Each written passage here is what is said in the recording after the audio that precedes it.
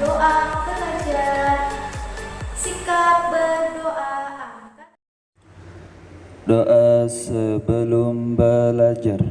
Bismillahirrahmanirrahim. Rabbi zidni ilma warzuqni fahma. Amin. Anak-anakku yang dirahmati Allah Subhanahu wa Ta'ala, hari ini kita akan belajar tentang tema 3, subtema 3. Mari sayangi lingkungan kita. Tujuan dari pembelajaran kita hari ini adalah yang pertama, mengetahui pentingnya upaya keseimbangan dan pelestarian sumber daya alam di lingkungan. Yang kedua, memahami manfaat tumbuhan bagi manusia. Dan yang ketiga, memahami karya seni rupa teknik tempel. Anak-anak yang soleh dan solehah, akhir-akhir ini Indonesia tak luput dari bencana alam, tak terkecuali kota Tarakan, seperti banjir, tanah longsor, dan lain-lain. Bencana alam dapat diakibatkan oleh kondisi alam ataupun perbuatan manusia yang tidak bertanggung jawab, seperti penebangan liar, membuang sampah tidak pada tempatnya, pembakaran hutan dengan sengaja, dan lain-lain. Sebagai makhluk ciptaan Allah Subhanahu wa Ta'ala, sudah seharusnya kita menjaga dan melestarikan pemberiannya agar tetap seimbang. Nah, bagaimana upaya kita untuk menjaga dan melestarikan keseimbangan lingkungan? 1. Melakukan reboisasi, yaitu penanaman kembali hutan yang gundul. 2. Membuang sampah pada tempatnya. 3. Melakukan sistem tebang pilih, yaitu menebang pohon yang sudah tua diikuti dengan penanaman pohon kembali. 4. Melindungi tumbuhan dan hewan langka. Dan yang kelima, mengurangi produksi sampah rumah tangga serta melakukan daur ulang. Alam yang terawat akan memberikan banyak manfaat bagi makhluk hidup, terutama manusia. Salah satunya tumbuhan yang memiliki banyak manfaat bagi kelangsungan hidup. Manfaat tumbuhan bagi manusia.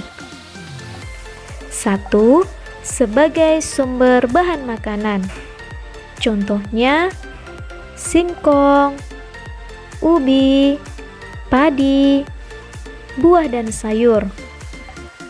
2. Sebagai bahan obat tradisional. Masyarakat Indonesia mengenalnya dengan sebutan toga, yaitu tanaman obat keluarga. Contoh, jahe, kencur, kunyit, temulawak, dan lain sebagainya. Biasanya, masyarakat Indonesia mengolahnya menjadi jamu. 3. Sebagai bumbu pada masakan. Contoh, bawang merah, bawang putih, lada, ketumbar, dan cengkeh. 4. Sebagai penghasil oksigen.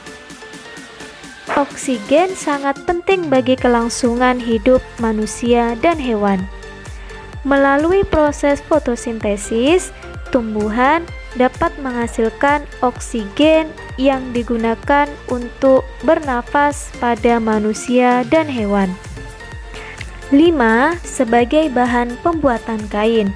Contoh, kapas yang diolah dapat menghasilkan kain katun. Dan yang keenam, sebagai bahan pembuatan kertas dan furnitur rumah tangga. Pohon yang dimanfaatkan sebagai bahan pembuatan kertas adalah pohon pinus. Sedangkan pohon yang dapat digunakan untuk perabotan rumah tangga adalah pohon jati, mahoni, ulin, dan eboni. Nah, bagaimana caranya kita untuk membedakan tumbuhan dan hewan yang terawat atau tidak terawat? 1. Tumbuhan terawat. Tumbuhan terawat biasanya memiliki batang kokoh, daun berwarna hijau dan segar, dan tidak terdapat gulma atau tanaman liar dan hama di sekitar tanaman. Sedangkan tumbuhan yang tidak terawat biasanya memiliki batang yang tidak kokoh, daun berwarna kekuningan atau coklat, dan terdapat gulma dan hama di sekitar tanaman.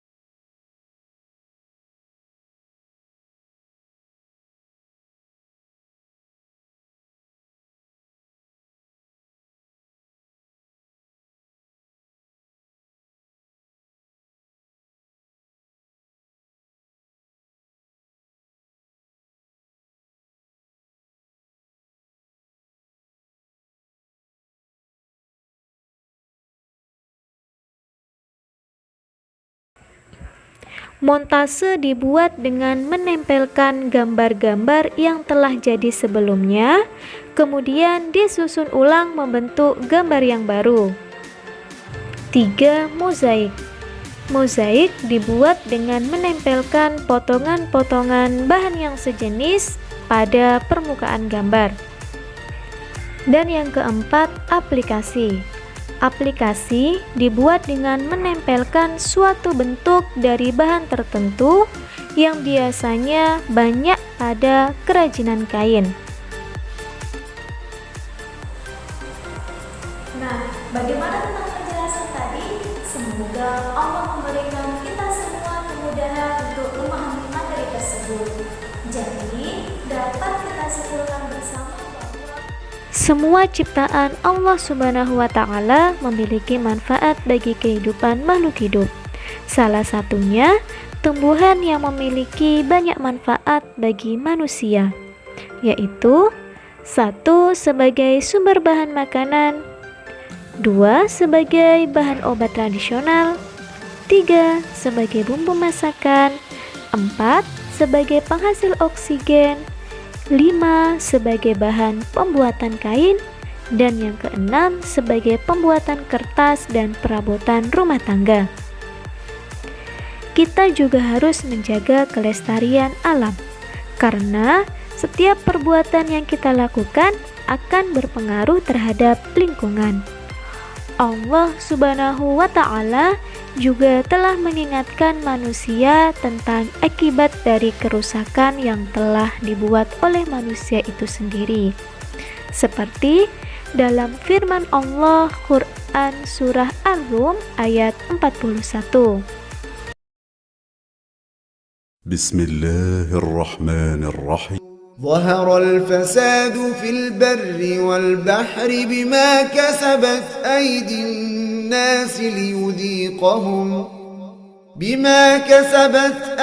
الناس ليذيقهم بعض الذي عملوا لعلهم يرجعون.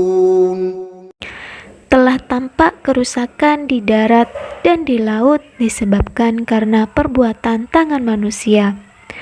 Allah menghendaki agar mereka merasakan sebagian dari akibat perbuatan mereka, agar mereka kembali ke jalan yang benar.